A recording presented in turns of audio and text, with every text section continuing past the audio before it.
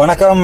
நான் டாக்டர் அமநாதன் அர்ச்சுனா. இன்றைக்கு 2025 ஆண்டு மே மாதம் 28ஆம் தேதி ஒரு சின்ன என்ன நடந்தன்ற ஒரு அப்டேட் வீடியோ ஒன்று. உங்களுக்கு தெரியும், நான் 2025ஆம் ஆண்டு ஜனவரி 20ஆம் தேதி யாழ்ப்பாணத்திலிருந்து மன்னார் போய் மன்னார்லேருந்து அன்றாவரம் அன்றாவரத்தால் கொழும்பு போகும்போது பின்னர் 6 மணி போல் போலீஸார் என்ன மறைத்து அந்த லைட், அதாவது அம்மத்தருவ கேர்லி என்று சொல்வார்கள் சிங்களத்தில், அந்த லைட் கேர்லி நான் பூட்டியிருக்கிறேன் என்று சொல்லி என்னை மறைத்து, அதுக்கு பிறகு என்னுடைய பார்லிமெண்ட் ஐடென்டி கார்டு கேட்டு பார்லிமெண்ட் ஐடென்டி கார்டு என்னட்ட இல்லை என்று சொல்லி அதுக்கு பிறகு வாக்குவாதங்கள் ஏற்பட்டு அதுக்கு பிறகு அந்த வீடியோவை அவர்கள் மீடியாவுக்கு ரிலீஸ் பண்ணி அதுக்கு பிறகு அவர்கள் ஒரு வழக்கு கொண்டு அந்த வழக்கு அன்றாவரத்தில் விழுந்தது. அதுக்கு பிறகு நான் நினைக்கிறேன் ஜனவரி நடந்தது. இப்போ 20ஆம் தேதி, இப்போ ஜனவரி 30ஆம் தேதி அரெஸ்ட் பண்ணப்பட்டு பெயில் பிணை நிபந்தனையில் இப்போ நான் நிற்கிறேன். இங்கே நிற்கிறேன். இன்றைய தினம் அந்த வழக்கு மீண்டும் எடுத்துக்கொள்ளப்பட்டது. நான் எந்த வீடியோ போடுறேன்னு சொன்னால் இவங்க பேர் இல்லாத பொருளாக எல்லாம் போடுவாங்க. அதோட உண்மையை சொல்லிவிட்டால் சோடி இல்லை என்று பார்த்து நான் போடுறேன். அதாவது அந்த வழக்கு போடப்பட்டது. அதுக்கு பிறகு அந்த வழக்கு சம்பந்தமாக நானும் ஒரு வழக்கு கொண்ட போட்டிருந்தான். பாராளுமன்ற எம்பி அவரால் பாராளுமன்றம் போகும்போது போடுறதை தடை செய்கிறது குற்றம். அதாவது அது ஒரு பெரிய குற்றம், பாரிய குற்றம். பார்லிமெண்ட் ப்ரிவிலேஜ் ஆக்ட்னு சொல்லி போவதை தடை செய்கிற, யாராவது தடை செஞ்சால் அது பெரிய பாரிய குற்றம். ஸோ அது தொடர்பாக நான் ஒரு இதொண்ட போட்டேன், வழக்கொண்ட போட்டு அங்கே அந்த 12 போலீஸ் உத்தியோகத்தர்களும் கூப்பிடப்பட்டு விசாரிக்கப்பட்டு அங்கே விசாரணை நடந்து கொண்டிருக்குது. அவை எடுத்த வீடியோ தான் மீடியாவுக்கு போயிருக்குது. நான் எடுத்த வீடியோ மீடியாவுக்கு போயில என்னுடைய யூடியூப்பில் தான் 2 நாள் கழித்து நான் போட்டிருந்தேன். நான் அதை அப்போ ஒரு நாள் கழித்து போட்டிருந்தேன் நான். அப்போ அதுக்குரிய அவைய வீடியோ தொடர்பாக அந்த வீடியோ வெளியில் போட்டது தொடர்பாகவும் மற்றது நான் முக்கியமான பிரச்சனை பாராளுமன்றத்துக்கு போய்க்கல என்ன மறைச்சு பாராளுமன்றத்துக்கு போக விடாமல் என்னுடைய டியூட்டியை டிஸ்டர்ப் பண்ணினன்ற இது அங்கே நான் போட்டுக்கிறேன். இங்கே இவர்கள் பி ரிப்போர்ட் போட்டுக்கிறார்கள். ஆனால் சார்ஜ் ஷீட் இன்னும் போடவில்லை. அந்த சார்ஜ் ஷீட் என்ன மாதிரி போட போகிறாள்ன்றது தான் பிரச்சனை. இன்றைய தினம் 28ஆம் தேதி சிங்கள லோயர்களால் தான் எனக்கு தொடர்பாக வாதாடினவர். இன்றைய தினம் அந்த வழக்கு நடந்தது. விடிய 10:30 போல அந்த வழக்கு எடுத்துக்கொள்ளப்பட்டு அதில் அவர்கள் இன்னும் சார்ஜ் ஷீட் போடவில்லை. அதாவது நான் என்ன குற்றம் செய்திருக்கிறேன் என்று போடவில்லை. ஆகவே அதுக்குரிய டேட் 9ஆம் மாதம் 10ஆம் தேதி மறுபடியும் அந்த டேட் போடப்பட்டிருக்கிறது. அன்றாவரத்தில் பாராளுமன்ற நாட்கள் அல்லாத இன்னொரு நாட்கள் கேட்டு first week and third week பாராளுமன்றம் நடக்கும். அப்போ அது தொடர்பாக கேட்டு இன்றைய தினம் இன்னொரு இதொன்று வழங்கப்பட்டிருக்கிறது. 9ஆம் மாதம் 10ஆம் தேதி அது வழங்கப்பட்டிருக்கிறது. அதோட முக்கியமான விடயம் அதோட சொல்லணும். இன்றைய தினம் நான் போய்க்குள்ள அன்றாவதுரத்தில் கணக்க விடயங்கள் என்னோடு அங்கே இருக்கிற சிங்கள மக்கள் கதைச்சது. எல்லாரும் என்ன இவ்வளவு வடிவா ட்ரீட் பண்ண கேட்குறேன். எனக்கு சந்தோஷமா இருக்கு. என்னடா நீங்கள் என்னதான் அரசியல் செய்யறீங்களோ என்னமோ உண்மையை சொல்லிட்டா என்னடா எல்லாமே 100% உண்மையை சொல்றேன்னாண்டா இல்லை. 100% உண்மையை சொல்லி ஒருத்தர் உயிரோட வாழையில அது இன்றைக்கு என்ன சாப்பிட நீங்க விடிய என்ன செஞ்சீங்கன்னு பேசுனா அதெல்லாம் சொல்லலான்ட்டு. ஆனா பொய் சொல்லக்கூடாதுன்றது என்னுடைய தியரி. அதாவது அதையும் விட சொல்லுற பொய்யால 2 பேர் காப்பாற்றப்பட்ட சந்தோஷம், 4 பேர் பாதிக்கப்படக்கூடாது. எடுக்கிற களவுகளாலையும் பொய்யாலையும் 4 பேர் பாதிக்கப்படக்கூடாது என்றதான் என்னுடைய பிரைமரி கன்சர்ன். உங்களுக்கு தெரியும். ஸோ அது தொடர்பாக அங்கே வந்திருந்த பொதுமக்கள் அண்மைய தினங்களில் பாராளுமன்றத்தில் நான் கதைச்ச கதைகள் தொடர்பாக என்னோட கதைச்சிருந்தவ ரொம்ப சந்தோஷமா இருந்தது. சிங்கள மக்கள் உண்மையை கதைக்கைகளை எப்படி ஏற்றுக்கொள்றாரு நினைக்கைகளை உண்மையாகவே சரியான சந்தோஷமாக இருந்தது.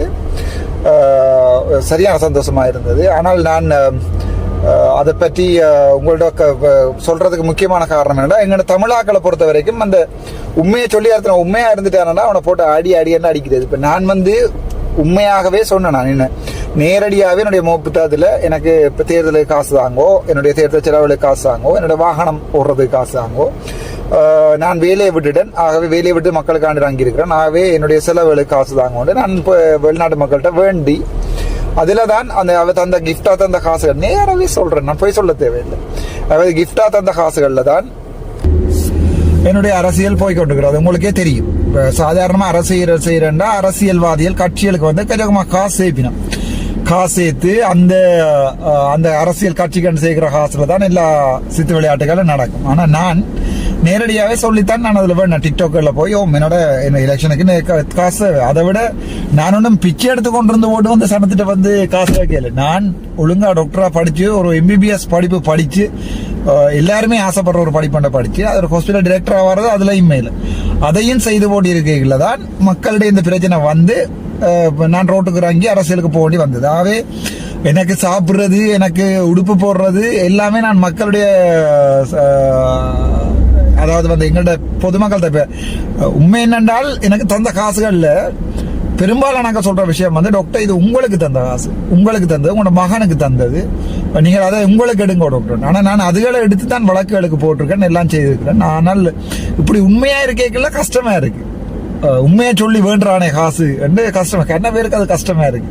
எனக்கு காலையில் அது, எனக்கு கையில் அது, எனக்கு காய்ச்சல் மஞ்சளா சத்தி வருது. நேற்று தினம் ஒரு ஆள் ஜெர்மனில இருந்து ஒரு ஆள் காய்ச்சல் வயசு போனாங்க சொன்னார். யாரோ ஒரு பொம்பளை பிள்ளை வந்து தன்னோட கதைச்சது என்ன சாமான் தான் வருத்தம் என்று சொல்லி 1000 யூரோ அனுப்பினான். 1000 யூரோ அனுப்பினான். செகண்ட்ல இருந்து போனும் வேலை செய்யல, இதுவும் வேலை செய்யல. அப்படி யாருமே செய்யறது வந்து நான் அப்படி செய்யறே இல்லை. நான் வந்து எலெக்ஷனுக்கு நேரம் தேவையான நொமினேஷன் கட்டேக்க முதல் 6 லட்சம் ரூபா தான் ஓவர் டிராஃப்ட் எடுத்திருந்தேன் சம்பத் பேங்க். அதுக்கு பிறகு திருப்பி ஒரு 10 லட்சம் ரூபா ஓவர் ஆஃப்ட் எடுத்து, அது பிறகு வந்த காசுல தான் இந்த ஓவர் ஆஃப்ட் கட்டினேன். நான் பேங்க்ல லோன் எடுத்து போட்டு ஓவர் ஆஃப்ட் எடுத்து எலெக்ஷனை கட்டி போட்டு நான் என்ன சார் ஆகவே நான் வெரி கீன் ஆன் இட்.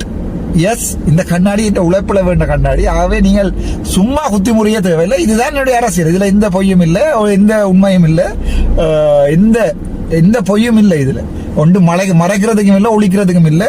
இப்போ சில லோயர்ஸ் மேலே வந்து கேட்பினோம் சில அமௌண்ட்டுகள். அப்போ நான் சொல்லுவேன் அண்ணா எனக்கு ஏற்கனவே அவ்வளோ வழக்கு இருக்கு, சனம் எந்த நேரம் காசு வராது. எலெக்ஷன் நேரம் தர காசு இல்லை, மிச்சம் பிடிக்கிற காசு இல்லை, இந்த வழக்குகளுக்கு போய் கொண்டு இருக்கு. என்னோட காசு இல்லை, இவ்வளோதான் தெரியுமெண்டே அவையாவே ஏற்றுக்கணும். ஓகே இருக்கிறது தாங்க, பிரச்சனை இல்லை என்று சொல்லி that's very nice of them. அது வந்து உண்மையாவே சரியான சந்தோஷமா இருக்கு. இன்றைய தினம் அன்றாவர லோயர் வந்து நீங்க என்னன்னா பரவாயில்ல டாக்டர் பார்த்து போடுங்க, உங்கள்ட்ட இருக்கிற ஆசை போடுங்க என்று சொல்லி ஐ வாஸ் வெரி ஹாப்பி, சந்தோஷமா இருந்தது. என்றால் அவ்வளோ கொண்டு வா. ஆனால் அந்த அண்மையில பார்த்தீங்கன்னா அந்த அவர் ஃபர்ஸ்டா என்ன இது எடுக்கிற பெயில் எடுக்கிறதுக்காண்டி வந்து 100,000 வேண்டது என்றால் அன்றைய தினம் ஒரு MBக்கு பெயில் எடுக்கிற கோஸ்ட் அது. இதை நின்று ஹாஸ்பிட்டலுக்கு பின்னால வந்து திருப்பி போலீஸ் ஸ்டேஷனுக்கு போய் எனக்கு செய்கிறாங்களான்னு பார்த்து பின்னால என்ன கொண்டு போற வாகனத்துக்கு பின்னாலே வந்து ஒரு தமிழ் லோயர் அப்படி செய்வினமான்னு கேட்டா கேள்விக்குறி.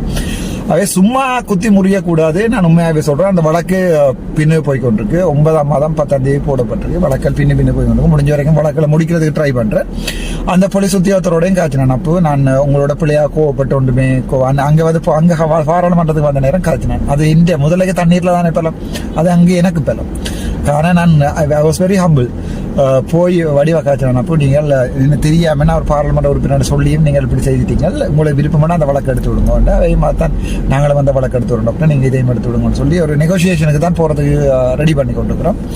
ஆகவே இல்லாட்டி இந்த வழக்கு போகும். எனக்கு இங்க டிராபிக்ல லைட் போட்டு போனது காசு காட்ட வேண்டி வரும். அவே ஃபீனைல் கோட் 190 செக்ஷன்ல பாராளுமன்ற ஒரு சிறப்புரிமை மீறலை அவே அங்கே ஃபேஸ் பண்ணுவேன். அவ்வளவுதான், simple as that. I was very happy. என்னென்றால் ஆனால் அங்கே போயிருக்கேக்க டாக்டர் சொல்லி எல்லாரும் வந்து முதுகுல தட்டிக்காக கேட்கல. ஆனால் நான் அவங்கள்ட்ட சொல்றேன், நான் ஒரு எங்களுடைய தலைவற்ற போராளிகளுக்கும் ஆதரவான ஆளுண்டு. பட் அவங்க சந்தோஷமா என்னோட காய்க்கிறாங்க என்னன்னா தே ஆர் வெரி அவேயா. நான் போய் சொல்ல மாட்டேன். எதுக்கு போய் சொல்லி சிங்கள மக்களுக்கு கொண்ட சொல்லணும், தமிழ் மக்களுக்கு கொண்ட சொல்லணும்? இவ்வளவு காலங்காலமா இந்த அரசியல்வாதிகள் இதுதான் செய்ய வேண்டிய. பார்லிமெண்ட்ல வந்து கதைக்கிறது உண்டு, ஊர்களில் போய் கேட்கணும். சாணக்கிய நேர பார்லிமெண்ட்ல வந்து அங்க இருக்கிற எம்பிமாரோட கதைக்கிற உண்டு, ஒரு எம்பிமாரோட போய் நைஸா டீல் அடிக்கிறது. ஆனால் அங்க ஊர்களில் வந்து உங்களுக்கு தெரியுமா பாடம். நான் அப்படி செய்ய மாட்டேன். நான் இந்த அரசியல் இருக்கும் வரைக்கும் நான் அப்படி செய்ய மாட்டேன்.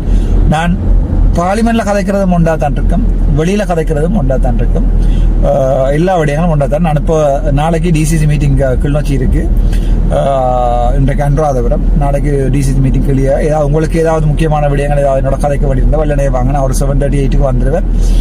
நான் அங்கே கதைக்க வேண்டிய முக்கியமான விடயங்கள் இருந்தா கொண்டு தாங்க, நான் அதை வச்சு கதைக்கிறேன். டிசிசி மீட்டிங்ல கணக்கு கேள்வி இருக்கு. ஆனால் எல்லாத்தையும் கேட்டால் குழம்பு வேண்டதால நான் கொஞ்சம் அமைதியா இருப்போம்னு பாக்குறேன். பட் கேள்விகள் கணக்கு இருக்கு. அவர் சந்திரசேகர் அனுமதிச்சா என்னென்னால் பாராளுமன்ற உறுப்பினர் கொண்டு வர கேள்வியில தான் நாங்க கேட்க விட வேணுமே ஒழிய அரசாங்க உத்தியோகத்தர் ஒரு ஜிஏ ஒரு பிரசன்டேஷனை செய்து போட்டு கொண்டு வர அதை வாங்கி கொண்டு பார்த்து போட்டு வடையை சாப்பிட்டு போறதுக்கான நான் கொள்ளுமே வந்து போயிடாது.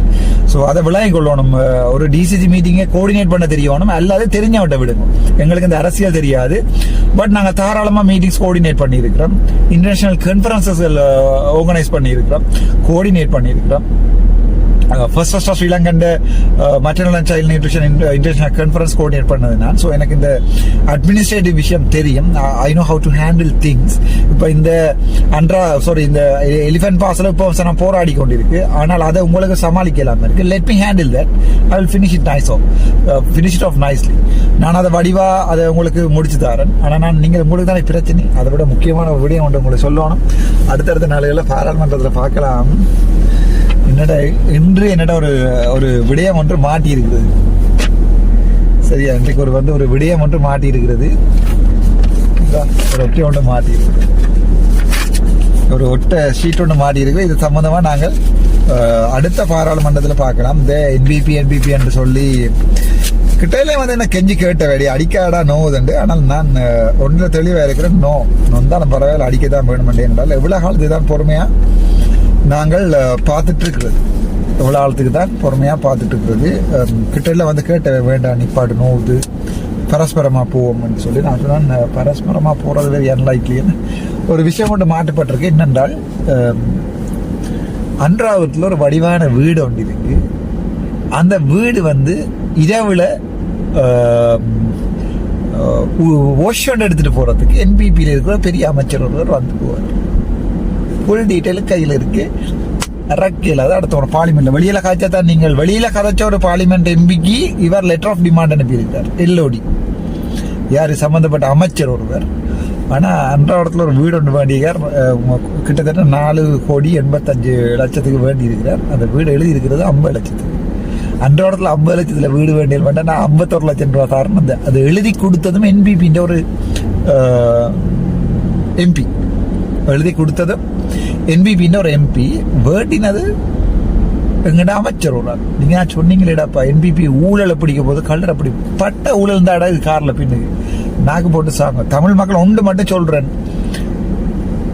எனக்கு இந்த அரசியல் இல்லை. நான் இந்த அரசியல் விட்டு போனா உங்களுக்கு ஒரு பெரிய ஒரு கேப் ஒன்று வருமானு நினைக்கிறேன் நான். ஆனா நான் அதுக்காண்டி விட்டு போறது மிகவும் கவலையோட சொல்றேன்.